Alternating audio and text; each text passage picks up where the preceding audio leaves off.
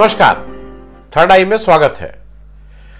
आज हम लोग एक ऐसे व्यक्ति के बारे में बात करेंगे जो बहुत ही रंगीन, बहुत ही कंट्रोवर्शियल और बहुत ही हैपनिंग आदमी है। हम बात कर रहे हैं विजय माल्या की। विजय माल्या का जन्म 1955 में हुआ था। इनके पिता का नाम विट्ठल माल्या था। विजय माल्या मूल रूप से गौर सारस्वत ब्राह्मण हैं। इन्होंने शुरू की अपनी शिक्षा लामटनर स्कूल कैलकाटा से और फिर सेंट फ्रांसिस कैलकाटा से बीकॉम की डिग्री प्राप्त की। 1983 में ही ये अपनी कंपनी के यूनाइटेड ब्रूअरीज के चेयरमैन हो गए थे।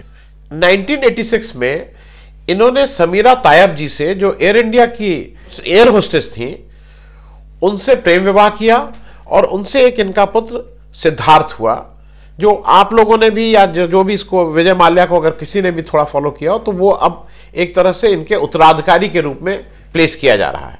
इनकी उस शादी नहीं चली और 1993 में इन्होंने रेखा नाम की एक महिला से शादी कर ली। इससे पहले रेखा जी की 2 शादी ऑलरेडी हो चुकी थी।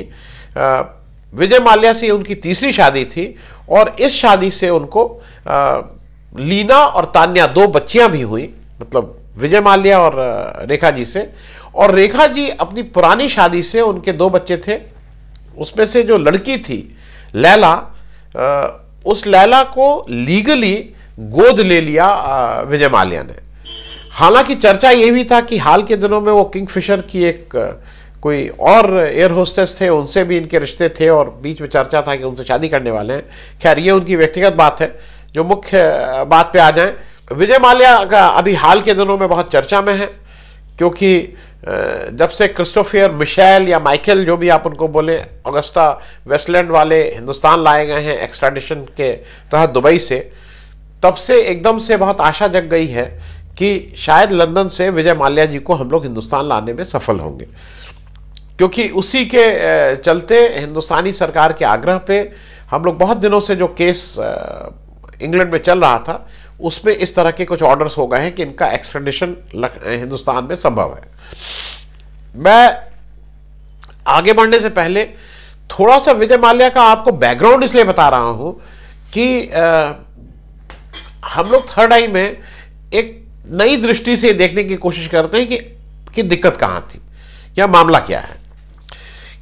1983 में जब ये चेयरमैन बने, उसके बाद इन्होंने बहुत सी कंपनी को बहुत बड़े स्केल पे बढ़ाया और एक समय Berger Paints, Best and Crompton, Mangalore Chemicals and Fertilizers, Asian Age newspaper, Cineblitz और हाल के दिनों में आईपीएल की जो रॉयल बेंगलुरु जो टीम थी, वो भी इनके पास थी। एक समय यूनाइटेड स्पिरिट्स जो इनकी थी उस समय, उसको दुनिया की सेकेंड लार्जेस्ट वॉल्यूम के हिसाब से इन्होंने शराब बनाने की कंपनी भी बनाने का काम। अब जो जिसका काम है, मतलब शराब मूल रूप से लोगों को अच्छा नहीं लगेगा, लेकिन व्यवसायी के रूप में बहुत सफल व्यवसायी थे। विजय माल्या जी का एक इंटरेस्ट पॉलिटिक्स भी था। अब ये पॉलिटिक्स में अपनी नेटवर्किंग के लिए आते थे कि ये पॉलिटिक्स में जेन्युइनली इंटरेस्टेड थे, तो ये तो नहीं मालूम, लेकिन ये हिंदुस्तान की राज्यसभा में 2 बार मेंबर भी हुए। 2002 से 2008 जनता दल सेक्युलर ने इनको सपोर्ट किया था, इंडिपेंडेंट होके आए थे। उसी बीच आपको बता दूं कि सुब्रमण्यम स्वामी जी की जो जनता पार्टी उस समय थी 2003 में, ये उसके ऑल इंडिया वर्किंग प्रेसिडेंट भी बन गए थे।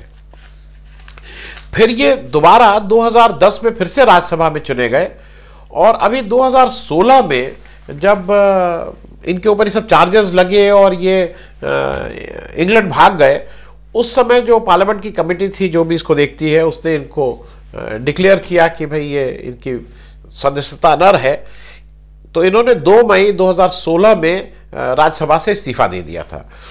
क्योंकि ऐसा उस समय कहा जा रहा था क्योंकि अगर इस्तीफा नहीं देते तो शायद एक आध हफ्ते में इनको राज्यसभा से एक्सपेल कर दिया जाता। खैर, इनकी जो मुख्य समस्या थी वो समस्या इनकी किंगफिशर एयरलाइंस थी। किंगफिशर एयरलाइंस 2005 में बनी। हम लोगों में से जो लोग उस पर चढ़े हैं, इसमें कोई दो राय नहीं है कि वो स्टेट ऑफ आर्ट थी, और जब वो थी तो it was the best.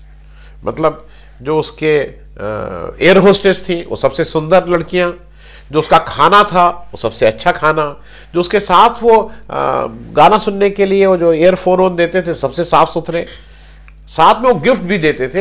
Actually वो हिंदुस्तान में कुछ एक इंटरनेशनल के भी मतलब लग्जरी का जो अल्टीमेट होता है उस तरह की एयरलाइंस बनाने के चक्कर में थे। आप लोगों को अगर याद हो कि जब एयरलाइंस इनकी ठीक से टेक ऑफ नहीं कर पाई तो एक समय सैलरी की दिक्कत शुरू हो गई थी इनकी। और मूल रूप से जो मतलब ये सब चीज़ें तो अब पास्ट है तो समझना ज़्यादा आसान है। 2008 में ये भी याद रख लीजिए कि 2008 में हिंदुस्तान भयंकर मंदी के दौर से गुजरा था। तो एक कारण शायद ये भी हो सकता है कि हिंदुस्तान उस समय मंदी आई और इनकी एयरलाइंस भी उसमें हिट हो गई थी। दूसरा एक कारण जो एयरलाइंस के एक्सपर्ट बोलते हैं और जो एयरलाइंस के लोग कहते हैं कि जिस स्टैंडर्ड की ये एयरलाइंस बना रहे थे उसका ब्रेक इवन या वो प्रॉफिटेबल तभी बन सकती थी अगर वो इंटरनेशनल इनको मिलता रूट। इंटरनेशनल रूट पे जाने की परमिशन इनको नहीं दी गई। वो क्यों नहीं दी गई वो एक अलग विषय है। बीच में क्या हुआ था, इन्होंने ये सोचा था कि किंगफिशर एयरलाइंस को ये कहीं से बनाने की कोशिश कर रहे थे कि it should be a international airlines, और हिंदुस्तान में बजट एयरलाइंस बोल लीजिए या थोड़ी सस्ती एयरलाइंस के रूप में ये इन्होंने इसीलिए एयर डेक्कन को जो कैप्टन गोपीनाथ की थी उसको इन्होंने खरीदा। तो ये सब कारण मैं इसलिए बता रहा हूं, ये सब कारण इनके किंगफिशर एयरलाइंस के नाकामयाब होने के थे।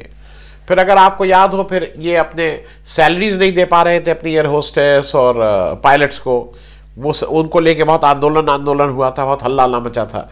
खैर ये मूल रूप से शौकीन मिजाज हैं तो उस समय ये भी था कि भाई एक तरफ आप सैलरी नहीं दे रहे हैं, दूसरी तरफ आप अपनी बर्थडे मना रहे हैं और उसमें लाखों करोड़ों रुपया खर्च कर रहे हैं। ये सब एक इनके पीछे लगा था। हुआ क्या कि जो कागजात हैं जो कई इन्फोर्समेंट डायरेक्टरेट ने जो फाइल किया है या कई जगह से जो कागज मिल रहे हैं, और अब तो ये ओपन ट्रुथ है। ऐसा हुआ कि 2000 जो इनकी लायबिलिटीज थी वो मूल रूप से किंगफिशर एयरलाइंस की थी, बाकी तो इनके बिजनेस ठीक से चल रहे थे। अब किंगफिशर एयरलाइंस में जो इनकी लायबिलिटी थी वो अक्टूबर 2013 में जो सरकारी डॉक्यूमेंट, सरकारी मतलब जो उपलब्ध डॉक्यूमेंट्स हैं उनके अनुसार करीब $1 बिलियन थी। तो उस समय $1 बिलियन का मतलब करीब 6000 करोड़ रुपए के आसपास।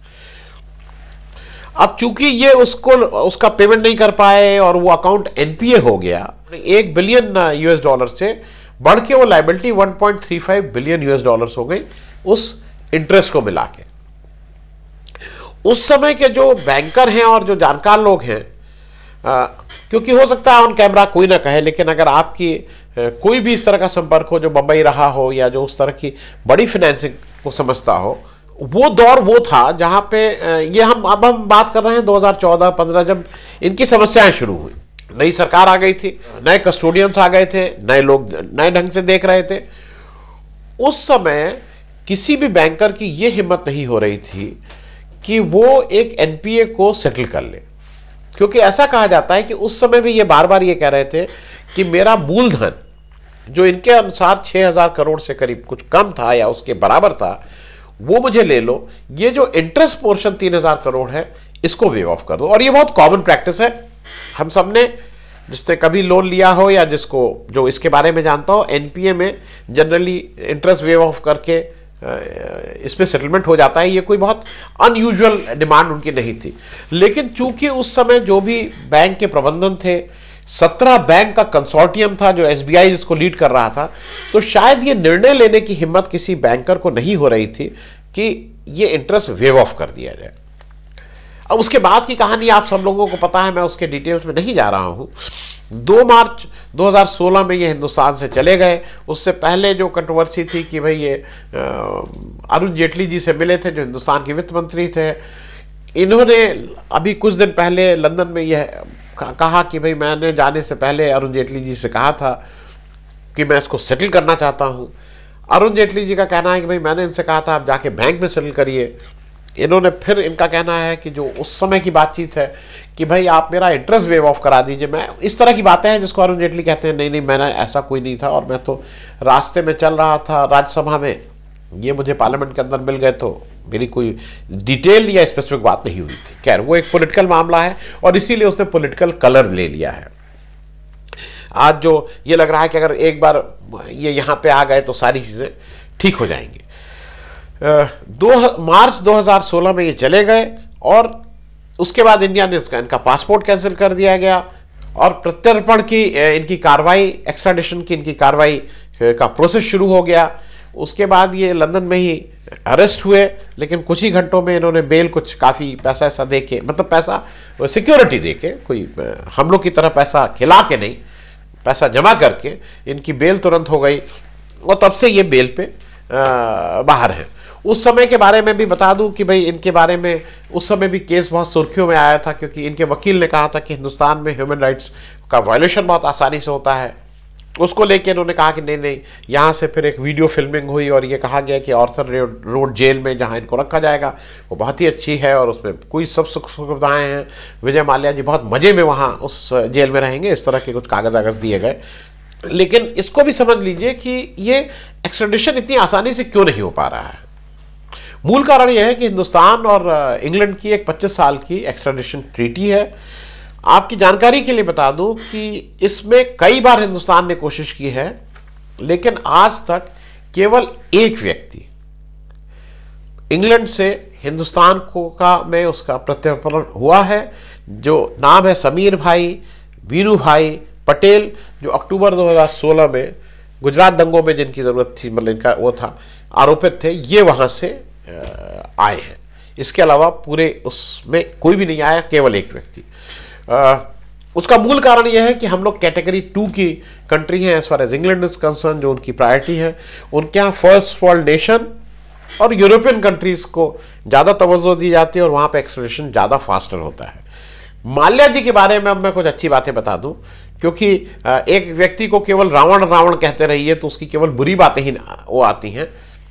माल्या जी में कि एक मतलब जो उसको कहते हैं फेदर इन द कैप ये है कि इन्होंने टीपू सुल्तान की जो तलवार थी जिसका ऑक्शन विदेश में हो रहा था, उसको खरीद के हिंदुस्तान के म्यूजियम में दिया, काफ़ी महंगे पैसे, 2-4 करोड़ रुपए में। और महात्मा गांधी के भी बहुत से बिलोंगिंग्स थे, उनके छोटे छोटे जो थे, जो कहीं न्यूयॉर्क में कभी उसका वो हो रहा था, नीलामी हो रही थी, उसको भी 1.8 मिलियन US डॉलर उस समय, मतलब आज से 10 साल 15 साल पहले, काफ़ी पैसा देके उसको भी हिंदुस्तान लाके इन्होंने राष्ट्रीय धरोहर के रूप में उसको भी हिंदुस्तान की जो भी म्यूजियम होता है वहाँ पे इसको दिया है। तो इस तरह के भी किए हैं। अब इनके ऊपर जो सबसे बड़ा चार्ज आज की तारीख में लग रहा है, वो चार्ज लग रहा है कि इन्होंने मनी लॉन्ड्रिंग की। मनी लॉन्ड्रिंग मतलब पैसा जिसको आज की तारीख में आप लोग सुनते होंगे क्रोनी कैपिटलिज्म, शेल कंपनीज, मतलब पैसा इस काम के लिए लिया गया, किंगफिशर के एयरलाइंस के लिए लिया गया, लेकिन उसको कहीं और पैसा लेते गए। वो एक इनका है कि सबसे बड़ी जो इनके ऊपर चार्ज है वो 417 करोड़ रुपए की एक पैसा इन्होंने किंग एयर वेज के लिए लिया था, उस पैसे को कहीं और इन्होंने लगा दिया या ले गए। इससे पहले एक और चीज़ बताऊं, क्योंकि इनको बार बार एक आदमी के साथ विजय माल्या का नाम जोड़ा जा रहा है, वो है नीरव मोदी। नीरव मोदी और इनमें बहुत बुनियादी फर्क है। नीरव मोदी करीब 11,400 करोड़ का चूना लगा के इस देश को गए हैं। ये दोनों में फर्क ये है कि नीरव मोदी एक प्रॉपर सोची समझी फ्रॉड करके गए। फ्रॉड क्या किए कि आप समझ लीजिए वो क्या करते थे, वो छोटे छोटे लेटर ऑफ क्रेडिट्स लेते थे और एक केवल मतलब पंजाब नेशनल बैंक की बंबई की एक ब्रांच थी जिससे इन्होंने ये सारा हेरा फेरी की थी over a period of time. और ये वहां पे उसको दिखाते थे कि मैं डायमंड का कारोबार करता हूं, उसकी वजह से। अच्छा, डायमंड क्यों दिखाया जाता था, इसके पीछे भी एक सोची समझी कारण था। डायमंड इसलिए क्योंकि जो साइज ऑफ पार्सल होता है डायमंड का, जो मतलब जो टोटल पार्सल जाता है, जो चीज जो जाती है वो बहुत छोटी होती है, और जो गुड्स का जो रिकॉर्ड इस पे रखना होता है वो बहुत कम या ना के बराबर होता है। अब एक चीज और समझ लीजिए, विजय माल्या ने एक बिजनेस लोन लिया था और नीरव मोदी ने छोटे छोटे लेटर ऑफ क्रेडिट्स लिए थे, एक भी बड़ा लोन नहीं लिया है। विजय माल्या ने जो लोन लिया वो 17 बैंकों से लिया, बैंक के कंसोर्टियम से लिया। नीरव मोदी ने एक पर्टिकुलर ब्रांच पीएनबी की पकड़ा, वहां के अधिकारियों को के साथ साठगांठ की और वहीं से अपना हेराफेरी की। तो मुझे ऐसा लगता है कि दोनों को एक उस पर कसना ठीक नहीं है, क्योंकि ये 100% नीरव मोदी का केस ऑफ फ्रॉड है। विजय माल्या को क्योंकि अभी हाल के दिनों में एक बड़ा बयान आया है गडकरी साहब का, टाइम्स नाउ के या किसी के कार्यक्रम में उन्होंने कहा कि भाई जिस आदमी ने 40 साल तक ब्याज भी दिया, कर्जा भी लौटाया, सूद भी लौटाया, और उन्होंने एग्जाम्पल दिया महाराष्ट्र की सिकॉम का कि जिससे कभी विजय माल्या ने कुछ कर्जा लिया था और 40 मतलब वो उनका एक भी डिफॉल्ट हिस्ट्री नहीं है। उस परिप्रेक्ष्य में उन्होंने गडकरी जी ने यह भी कहा कि अगर उससे एक बिजनेस लोन लिया, वो बिजनेस नहीं चला, ये सबको पता है, क्योंकि एयरलाइंस बिजनेस वैसे भी बहुत डीप पॉकेट्स का, बहुत ज़्यादा पैसा लगता है इसमें, वो बिजनेस हुआ, अगर उसका बिजनेस वो नहीं चला तो उसको चोर कहना गलत है। अब इसमें कुछ लोग बहुत हो हल्ला मचाएंगे, तय बात है, लेकिन मैं व्यक्तिगत रूप से मैं भी इस ओपिनियन का हूं कि विजय माल्या ने, हो सकता है उसकी लाइफस्टाइल को मैं बिल्कुल अग्री नहीं करता हूं, वो जो कैलेंडर और शराब और नंगी लड़कियां ये सब जो वो करते हैं तो बिल्कुल ही कतई इस देश के लिए ठीक नहीं है। लेकिन रही बात उन्होंने फ्रॉड किया कि उन्होंने एक बिजनेस चलाने की कोशिश की, वो बिजनेस नहीं चला, तो मेरे हिसाब से वो फ्रॉड नहीं किए, उनका बिजनेस डूब गया और उनका ट्रीटमेंट एक एनपीए की तरह होना चाहिए, ना कि एक फ्रॉड की तरह। ऐसा गडकरी जी ने भी कहा और मुझे भी लगता है यह बात उनकी ठीक है। उनके चलने से पहले थोड़ी भगवान की बात भी बता दें।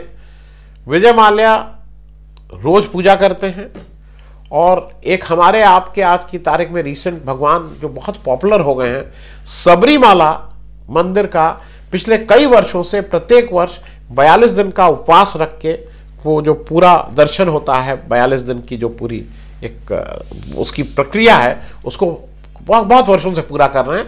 अब चूंकि अब लंदन बेचारे भाग के छुपे हुए हैं तो अब नहीं कर पा रहे हैं, वो करते हैं। वो श्री श्री रविशंकर जी की आर्ट ऑफ लिविंग को प्रैक्टिस करते हैं।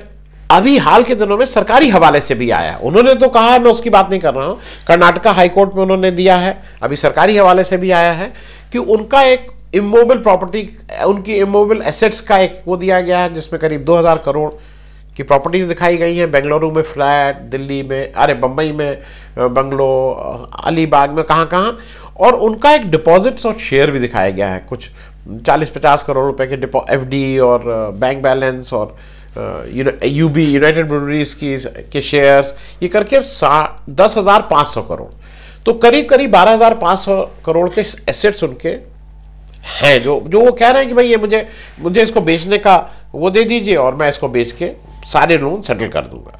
आज की तारीख में इसको हम लोगों ने पॉलिटिकल मुद्दा बना दिया है। आज अगर विजय माल्या जी हिंदुस्तान आ जाते हैं तो ऐसा माना जा रहा है कि उससे एक बीजेपी को एक 2019 के इलेक्शन में एक बड़ी विक्ट्री के रूप में वो किया जाएगा।